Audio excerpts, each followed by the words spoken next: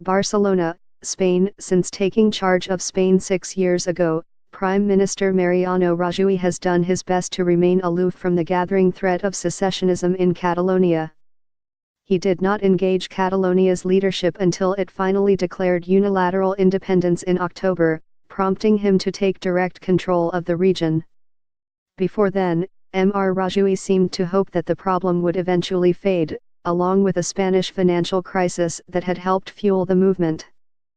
But after Catalonia's regional election on Thursday, in which separatist parties won a majority of seats in the regional parliament, it is now clear that the independence movement is not going away. Spain is staring at a festering, long-term conflict, unfolding in a deeply divided region and driven by emboldened separatists whose demands could now be harder than ever to ignore. As a minimum, we've won the right to be listened to, Carles Puigdemont, the Catalan leader whom Mr. Rajoy dismissed in October, said at a news conference in Brussels, where he has taken up self-imposed exile. Whether you like or not the topic, you have to have a dialogue. Mr. Puigdemont called on the Prime Minister to end his emergency control over Catalonia immediately and allow him to start a new mandate as the region's leader, even as he faces prosecution. He also offered to meet Mr. Rajoy in Brussels or another location outside of Spain.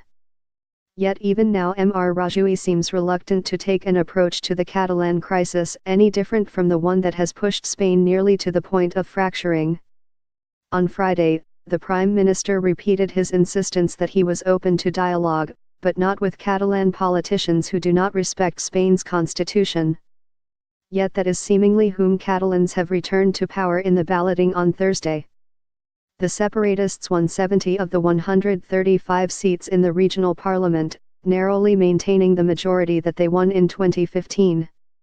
Together they received 47.5% of the vote but were bolstered by a proportional representation system that rewards their rural dominance. Instead, Mr. Rajoy chose to emphasize the success of the anti-secessionist party, Ciudadanos, led in Catalonia by Inés Arrimadas.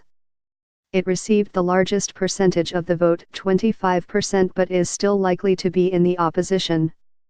Mr. Rajoy, speaking in Madrid on Friday, said he should talk with the winner of the elections, and that is Ms. Arrimadas. Mr. Rajoy's own Popular Party came in last. So the standoff continues. Thursday's outcome completely defeats his idea that direct control over Catalonia and elections would really weaken the secessionist bloc, said Sandra Leon, a Spanish senior lecturer on politics at the University of York in Britain. We knew that these elections only had a slim chance of really solving the conflict, Ms.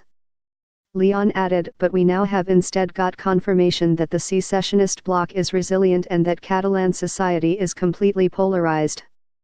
That polarization extends beyond Catalonia to the seemingly unbridgeable chasm with Mr. Rajoy's government, and it is fueling a crisis that threatens to sow instability not only in Catalonia but also throughout Spain's entire politics and economy.